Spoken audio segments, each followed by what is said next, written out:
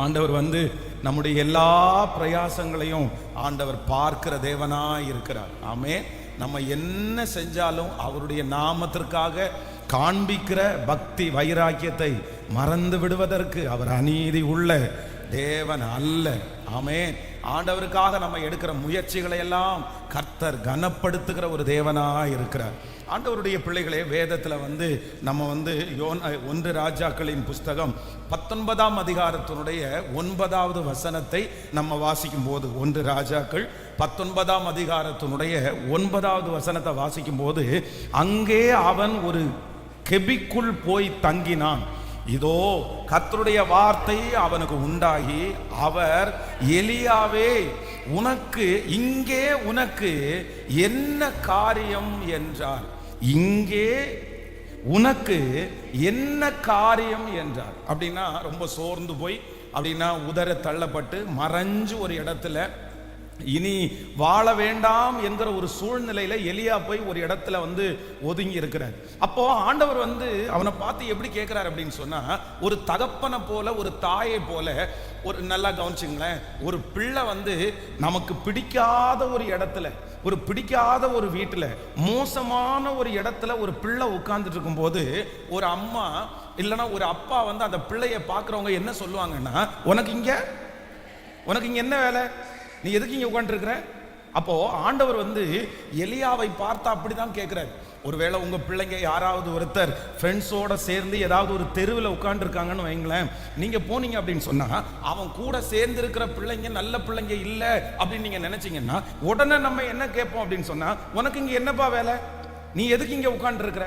ஆனா தன்னுடைய வாழ்க்கையே உடைஞ்சு போய் இனி ஊழியம் வேண்டாம் அப்படின்னு சோர்ந்து போய் உட்கார்ந்துட்டு இருக்கிறவனை பார்த்து ஆண்டவர் என்ன கேட்கிறார் அப்படின்னு சொன்னா, உனக்கு இங்க என்ன வேலை, உனக்கு இங்க என்ன வேலை அப்படின்னா, அந்த இடத்துல சோர்ந்து போய் இருக்கிறது ஆண்டவர் கொஞ்சம் கூட விரும்பவே இல்லை.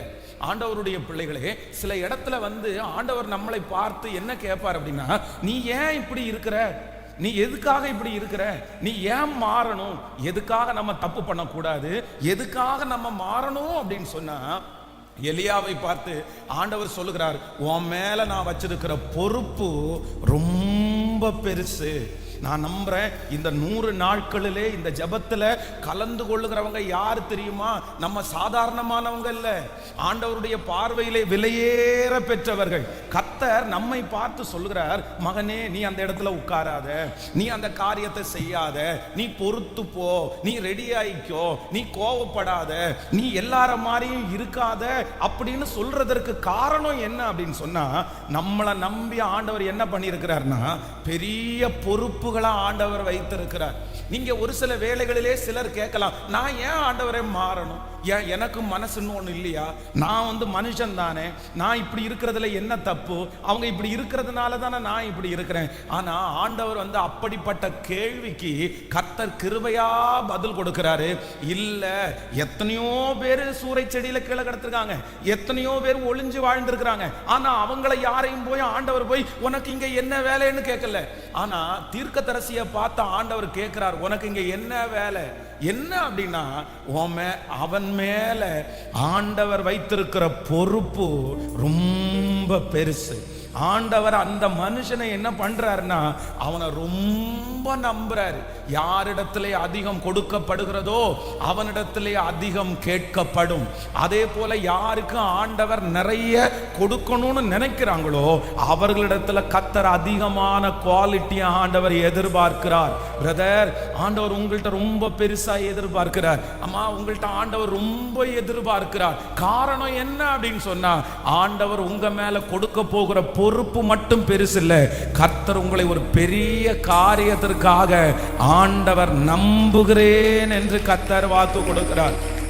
ஆமென். சில பிள்ளைகளை பார்த்து நம்ம சொல்லுவோம், சினிமா பாட்டு கேட்காதப்பா, சினிமா பார்க்காதப்பா, உன் மொபைல்ல எதுக்குப்பா சினிமா பாட்டு கேட்குது. நான் நன்றாய் கவனித்துக் கொள்ளுங்கள், ஒரு உண்மையா ஆண்டவரை நேசிக்கிற பிள்ளைகள் பரிசுத்த வாழ்க்கையிலே தங்களுக்கு உள்ளதான் தடுமாறுவாங்க. உள்ள தடுமாறுவாங்க. அப்படின்னா அவங்களால தப்பு சிலது பண்ணிடுவாங்க, ஆனா மனசாட்சி அவங்கள ரொம்ப குத்திரும். ஆனா வெளி தோற்றத்திற்கு ஒரு மனுஷன் வந்து ஆண்டவரை இப்படி விட்டு கொடுக்குறான் அப்படின்னு சொன்னா அவர்களுக்கு வந்து ஆவிக்குரிய வாழ்க்கையில விருப்பம் இல்லைன்னு அர்த்தம். ஒரு உண்மையா ஆண்டவரை நேசிக்கிற பிள்ளைகளுக்கு ஏதோ ஒரு சில சின்ன சின்ன தவறுகள் நம்முடைய வாழ்க்கையில வரலாம். நமக்கு யாருக்கும் தெரியாத இடத்துல நம்ம தவறலாம், நம்ம கோவப்படலாம், அந்த மாதிரி சூழ்நிலை வரலாம். ஆனா சிலதெல்லாம் நம்மளால என்ன பண்ண முடியும்னா நம்மளால அவாய்ட் பண்ண முடியும், நம்மளால தாண்ட முடியும். இப்ப பாருங்களேன், நம்முடைய போன்ல இருக்கிற வாட்ஸ்அப் ஸ்டேட்டஸ், டிபி இந்த மாதிரி எல்லாம் இருக்குது. ஒரு உண்மையான ஸ்பிரிச்சுவலான பிள்ளைங்க என்ன பண்ணுவாங்கன்னா கர்த்தரையும் அவரையும் சார்ந்த காரியத்தை தான் அவங்க வச்சிருப்பாங்க. அவங்களுக்கு உலக காரியத்துல வந்து ஈடுபாடு இருக்காது. அவங்க ஒண்ணு வசனம் வைப்பாங்க, இல்லைன்னா பாட்டுகளை வைப்பாங்க, இல்லைன்னா செய்தியை வைப்பாங்க. பாருங்க, போனுடைய வால்பேப்பர்ல பாத்தீங்கன்னா அதுக்கு தகுந்த மாதிரி வைப்பாங்க. அவங்களுடைய மொபைல்ல வந்து ரிங்டோனா வந்து சினிமா பாட்டெல்லாம் வைக்க மாட்டாங்க. இவங்க யார் அப்படின்னு சொன்னா ஓரளவு நான் என்ன சொல்றேன்னா ஸ்பிரிச்சுவலா ஆண்டவருக்குள்ள வாழணும்னு ஆசைப்படுறவங்க. இதெல்லாம் நம்மளால ஜென்ராவே நம்மளால ஒதுக்கிக்க முடியும். சும்மாவே நம்ம வந்து நினைச்சா அதான். இது வந்து ஒரு பெரிய சவால்லையோ இல்லைன்னா இது ஒரு பெரிய ஃபைட்லயோ எல்லாம் வராது. இது சும்மா தூக்கி போட வேண்டியது. ஆனா இந்த விஷயத்திலேயே நம்ம உண்மை இல்லைன்னா இந்த மாதிரி சின்ன சின்ன விஷயத்திலேயே ஆண்டவருடைய பிள்ளைகளால நம்மளால பண்ண முடியலன்னா அவாய்ட் பண்ண வேண்டிய விஷயத்துல அப்படின்னா காமனா அவாய்ட் பண்ண வேண்டிய இந்த காரியத்திலேயே ஒரு மனுஷனுக்கு, ஒரு தேவனுடைய பிள்ளைக்கு நம்ம இப்படி பண்ணக்கூடாது, நம்ம செய்ய வேண்டாம், நம்ம ஆண்டவருடைய பிள்ளை அப்படின்ற உணர்வு இல்லை அப்படின்னு சொன்னா பெரிய பாவத்தை எப்படி அவங்களால விட முடியும்? அசுத்தங்களை எப்படி விட முடியும்? அதனால இன்றைக்கு இந்த 47வது நாள் ஆண்டவர் நிறைய பேரை பார்த்து கர்த்தர் சொல்லுகிறார், உனக்கு இங்க என்ன வேலை? உனக்கு இங்க என்ன வேலை? நீ ஏன் கோவப்படுற? நீ எதுக்கு அந்த இடத்துல பிரச்சனை பண்ற? நீ அந்த இடத்துல எதுக்கு இப்படி நடந்துக்கிற? நீ அப்படி நடந்துக்க முடியாது. ஏன் அப்படின்னா கர்த்தர் சொல்லுகிறார், கர்த்தர் என் மேல அவர் வச்சிருக்கிற நம்பிக்கை ரொம்ப பெருசு.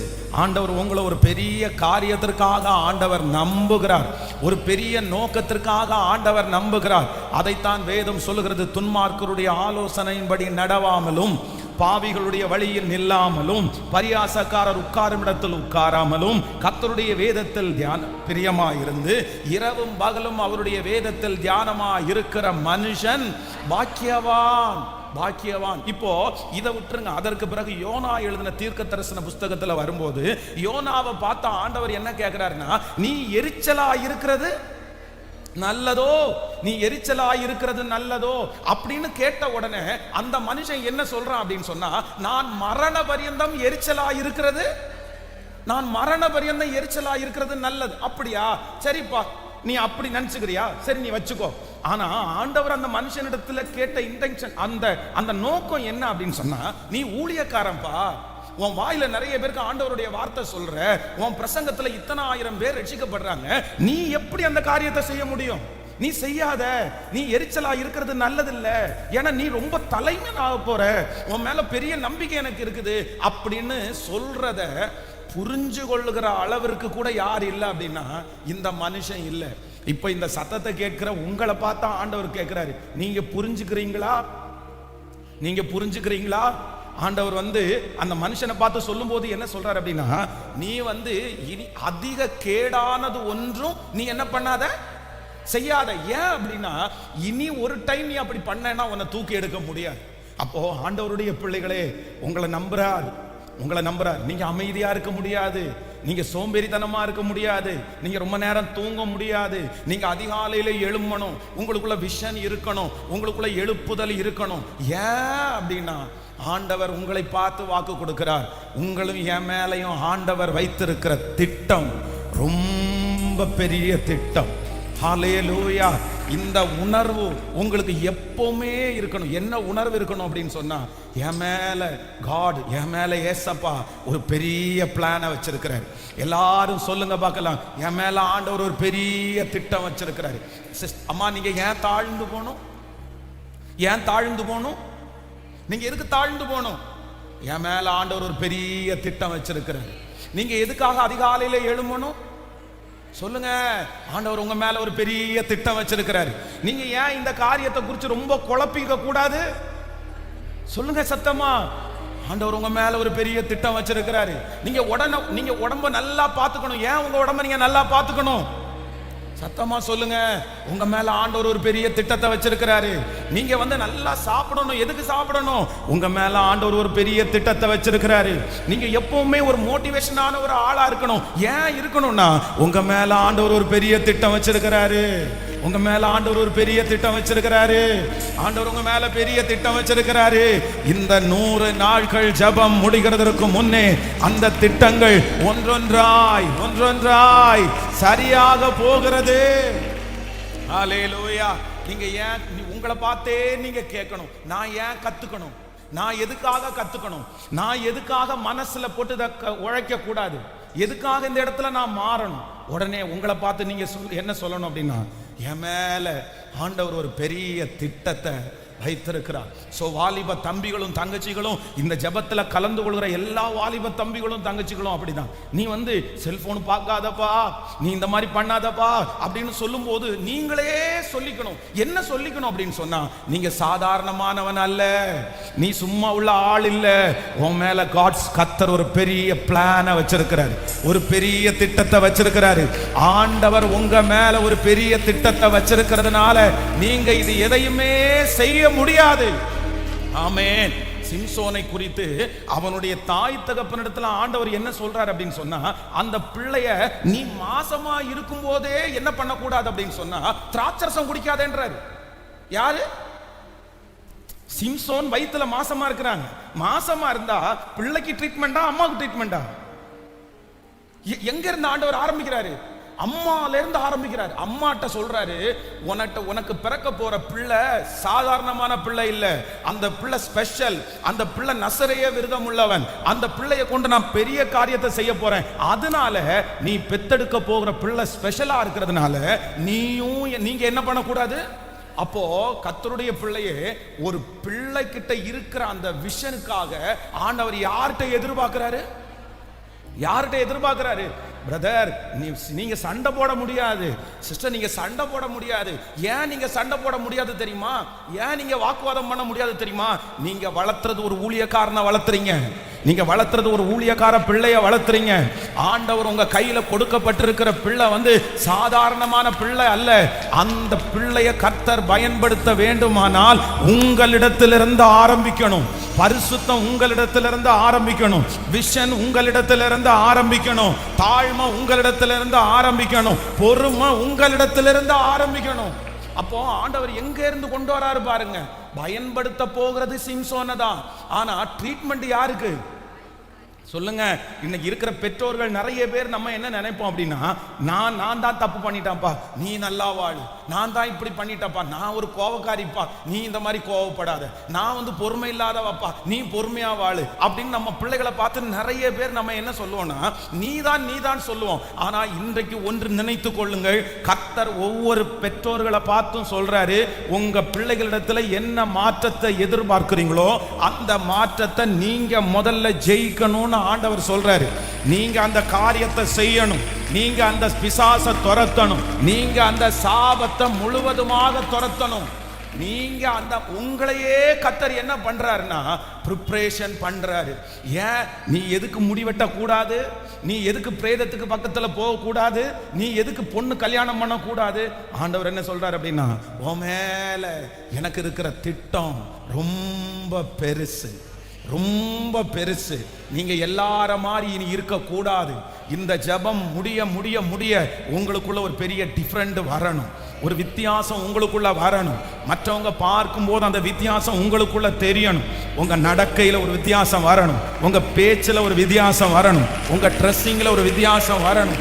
ஆமென். உங்க ஜெபத்துல ஒரு வித்தியாசம் வரணும். ஏன் அப்படின்னா கர்த்தர் சொல்லுகிறார், இங்கே இந்த சத்தத்தை கேட்கிற நிறைய பேரை ஒரு பெரிய திட்டத்தோடு ஆண்டவர் அழைத்திருக்கிறார்.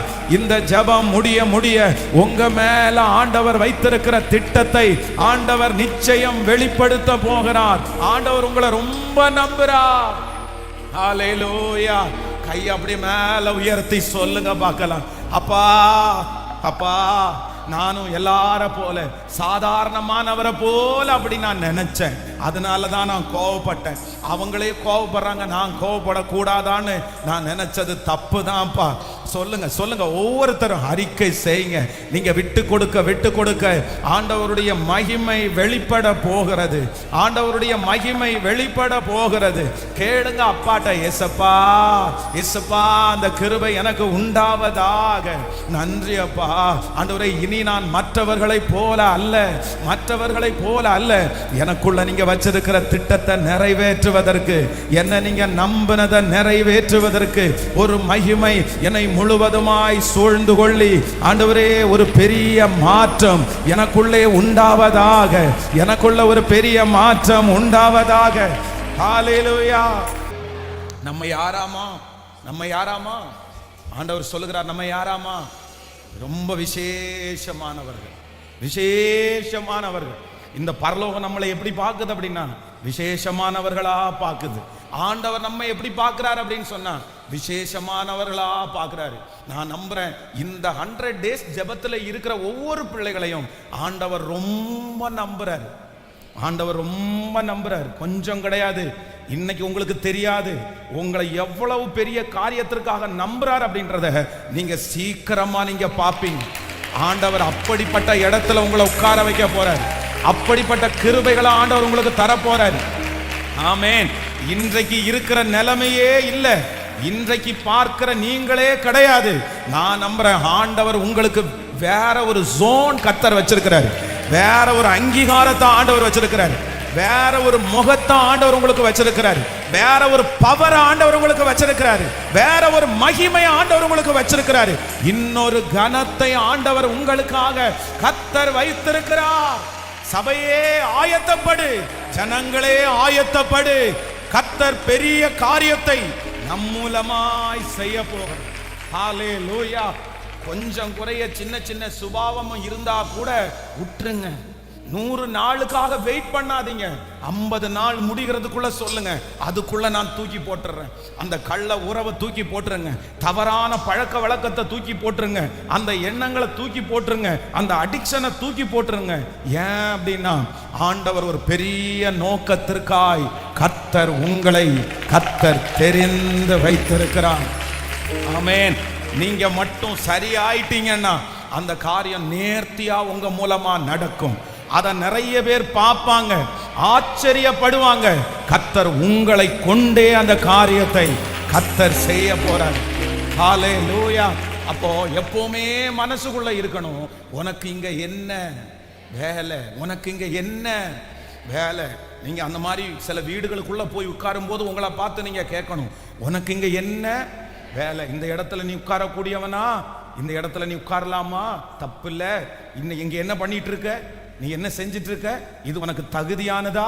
இது உனக்கு உன்னை பற்றி யாராவது இந்த விஷயத்தை பற்றி தெரிஞ்சா நல்லா இருக்குமான்னு உங்களை பார்த்தே கேட்கணும். முதல்ல ஊர்ல இருக்கிறவங்க உங்களை மதிக்க வேண்டாம். முதல்ல யாரை மதிக்கணும்? நீங்க நம்மளை முதல்ல மதிக்கணும்.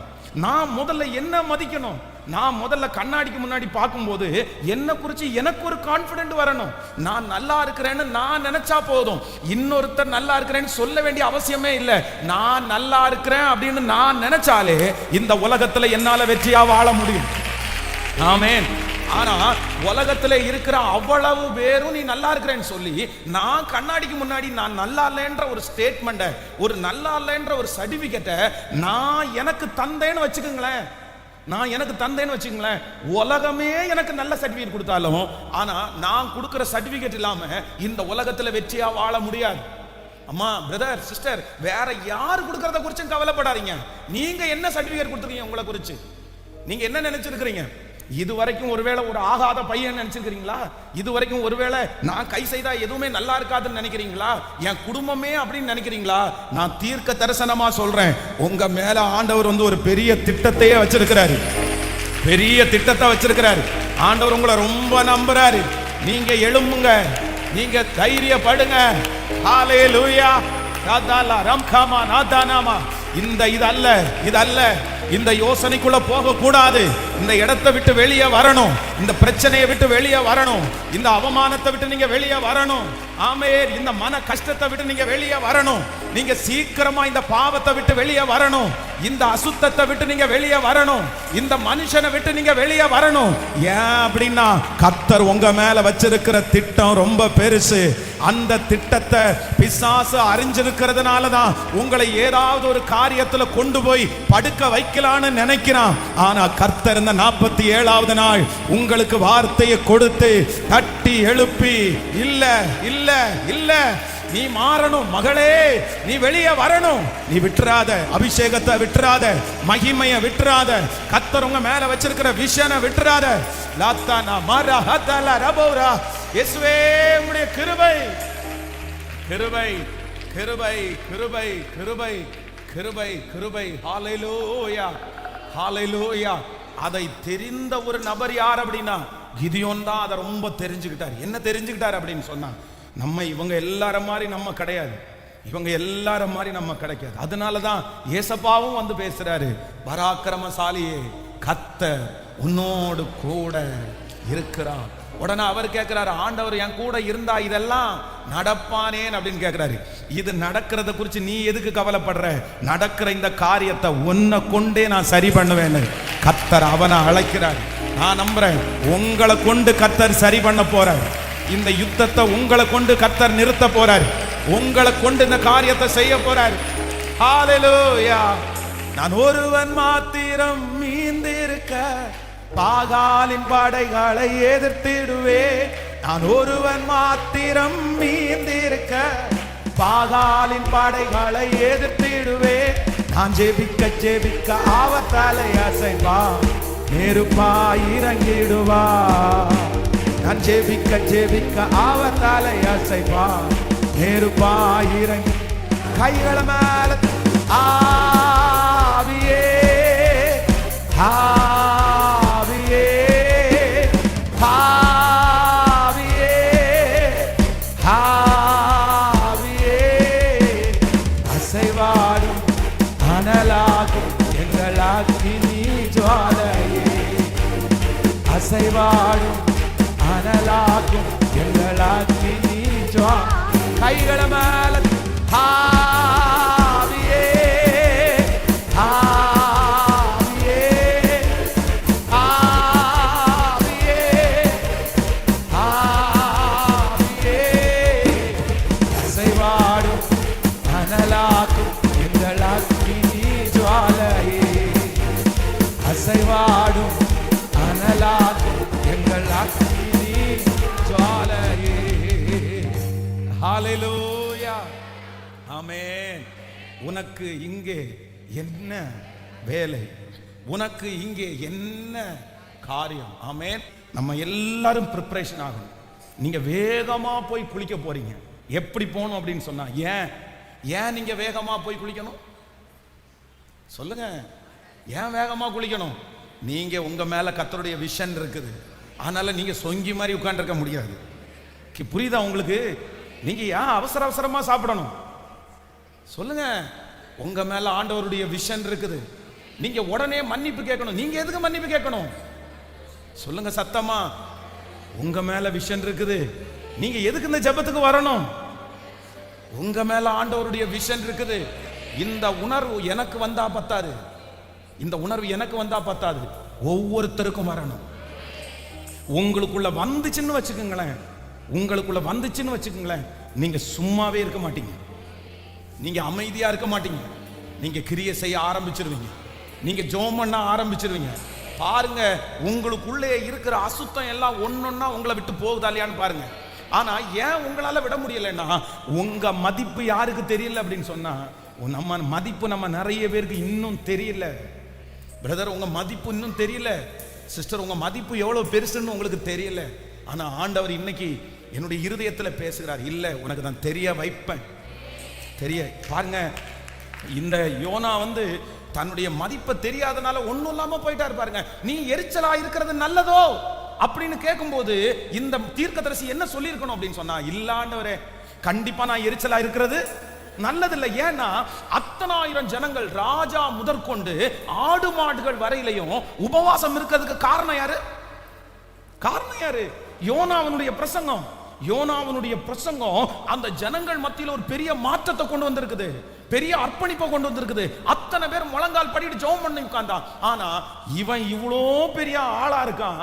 ஆனா என்ன பண்றான் தெரியுமா? சூறை செடி கீழே போய், அந்த ஆமணக்கு செடி கீழே போய் உட்கார்ந்து எரிச்சலா இருக்கு. ஆண்டவர் கேட்கிறாரு, ஏண்டா உன் மூலமா எவ்வளவு பெரிய காரியம் நடந்துட்டு இருக்குது, நீ போய் இந்த இடத்துல உட்கார்ந்து இப்படி எரிச்சலா இருக்கிறது நல்லதாடா?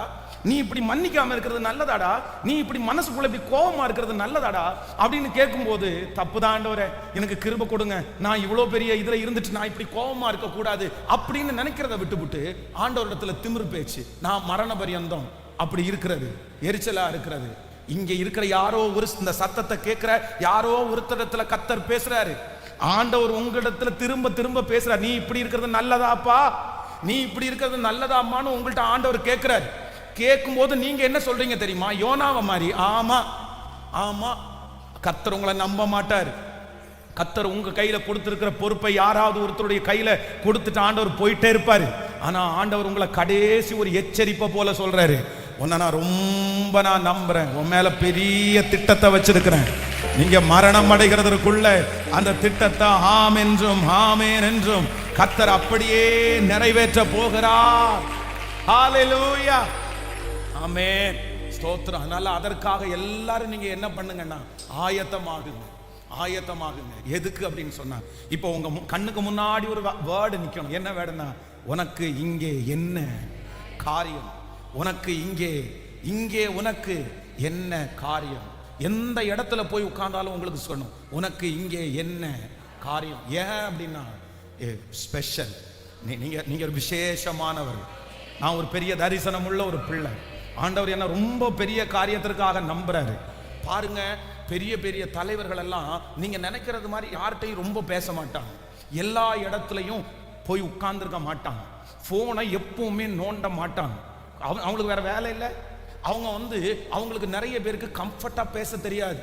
சாதிக்கிற சிலரை பாருங்க, அவங்களுக்கு எல்லாம் கம்ஃபர்ட்டா பேச தெரியாது. இப்போ ஒரு பொண்ணும் பையனும் இருக்காங்கன்னு வச்சுங்களேன், இல்லைன்னா ஒரு ஜென்ஸ் ஒரு லேடி இருக்காங்கன்னு வச்சுங்களேன். ஒரு நல்ல ஒரு ஜென்ஸ் அப்படின்னா சாதிக்கணுன்ற ஒரு ஆசை உள்ள, தன்னுடைய காரியத்தின் மேல ரொம்ப கவனமா இருக்கிற ஒரு ஆண் எந்த பெண்ணிடத்துல போய் ரொம்ப இரக்கமா எல்லாம் என்ன பண்ண மாட்டாங்க, பேச மாட்டாங்க. ரொம்ப நீங்க அப்படி பெண்கள் உங்கள்கிட்ட யாராவது ஒருத்தர் பேசுறாங்கன்னா அவர் சரியில்லைன்னு அர்த்தம். நான் அப்படிதான் சொல்லுவேன். அப்படின்னா ஏதோ ஒரு சோதனைன்னு வரும்போது உங்களை கம்ஃபர்ட்டா, இல்லப்பா பயப்படாதீங்க, இல்ல உங்களுக்காக நான் ஜெபம் பண்றேன், நீங்க ஏன் அதுக்கு கவலைப்படுறீங்க அப்படின்னு உற்சாகப்படுத்துகிற ஒரு சில வார்த்தைகளை சொல்லி உங்களை தைரியப்படுத்துறவங்கள சொல்லல. ஆனா சும்மா சும்மா ஒருத்தங்க பேசிட்டே இருக்கிறாங்கன்னா நான் சொல்றேன், அவங்களுக்குள்ள என்ன இல்லை சொல்லுங்க? தரிசனமே இல்லை, தரிசனமே இல்லை. எங்கேயோ ஒரு இடத்துல இதே மாதிரி ஒரு ஷெட்டுக்குள்ள உட்கார்ந்துட்டு கையை தூக்கி காலை தூக்கி சும்மா எலுமிச்சம்பழத்தை கையில வச்சுட்டு அப்படியே கண்ணுல போட்டு விட்டுட்டு அழுது ஒப்பாரி வைக்கிற அந்த சீனை நம்ம வீட்டில் உட்கார்ந்து பார்க்கிறோம்ல, கரெக்டா பார்க்கிறோம்ல. இது யாரு பாப்பா? இது யாரு பாப்பா? என்ன பொறுத்த அளவில் வேலை இல்லாதவங்க தான் பார்ப்பாங்க, தரிசனம் இல்லாதவங்க தான் பார்ப்பாங்க. ஆனா தரிசனம் உள்ளவங்களுக்கு இதுக்கெல்லாம் சத்தமா சொல்லுங்க, கேட்கல? உங்களுக்கு நேரம் இருக்கா இல்லையா? இனி தெரியும். இந்த ஜெபத்திற்கு பிற்பாடு உங்களுக்கு தெரியும். இந்த ஜெபத்திற்கு பிற்பாடு, ஆமென், இந்த ஜெபத்திற்கு பிற்பாடு டிவியை ஆன் பண்ணி உட்காரும் போது, டிவியை ஆன் பண்ணி உட்கார்ந்து நாடகத்துக்கு முன்னாடி உட்காரும் போது உங்க மனசாட்சி உங்களை பார்த்து கேட்கணும், அம்மா உனக்கு இங்க என்ன? கேட்கல? சத்தமா இங்க என்ன வேலைன்னு கேட்கணும். பக்கத்து வீட்டில் போய் உட்கார்ந்து அவ்வளோ நேரம் பேசும்போது உங்களுக்கு கேட்கணும், இது உனக்கு இதுவாம்மா வேலை, இதுவாம்மா வேலை, இத்தனை மணி நேரம் காலையில இருந்து பேசுறது அம்மா வேலை, இது இந்த இடத்துல உட்கார்ந்து இருக்கிறது அம்மா வேலை. உங்களை பார்த்து நீங்க கேட்க ஆரம்பிங்க. இதை விட்டுறாதீங்க ஆண்டவருடைய பிள்ளைகளே, விட்டுறாதீங்க. ஏன்னா ஆண்டவர் நீங்க பிறந்ததை காட்டிலும் உங்க வம்சத்துல இருக்கிறத காட்டிலும் உங்களை அடுத்த படிக்கு கர்த்தர் உங்களை கொண்டு போக போறார். நீங்க அடுத்த ஒரு லெவலுக்கு நீங்க போக போறீங்க. ஆமென். உங்க மேல ஆண்டவருடைய தரிசனமும் நம்பிக்கையும் நிறையவே இருக்கு. நீ காற்றையும் காண மாட்டீர்கள், மழையையும் பார்க்க மாட்டீர்கள், ஆனாலும் பள்ளத்தாக்கை தண்ணீரால் நிரப்புகிறதற்கு கர்த்தர் வல்லவர். ஹல்லேலூயா. எத்தனை பேர் வாக்கு கொடுக்கிறேன், நான் ஜெபிக்க ஜெபிக்க அவர் தலை அசைப்பார், நெருப்பாய் இறங்கிடுவார். நான் ஒருத்த மாத்திரம் எப்படி இருப்பேன், மீந்து இருப்பேன். உங்க குடும்பத்துல நீங்க ஒருத்தர் மீந்து இருக்கணும், உங்க வம்சத்துல நீங்க ஒருத்தர் மீந்து இருக்கணும், உங்களை சுற்றி இருக்கிற ஜனங்கள் மத்தியில நீங்க ஒருத்தர் கண்டிப்பா மீந்து இருக்கணும். ஹalleluya, ஆமென். நான் அல்ல இயேசுவே என்னில் வாழ்கின்றார், இனி நான் அல்ல இயேசுவே என்னில் வாழ்கின்றார்.